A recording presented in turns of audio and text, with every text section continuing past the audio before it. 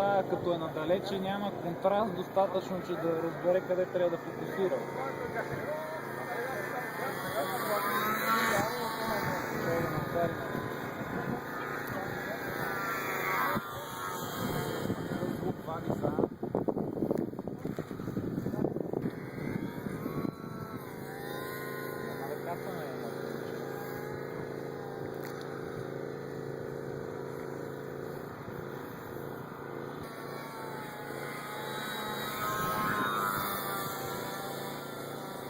Да, и тук ще трябва моторче с повече. Си мисля, че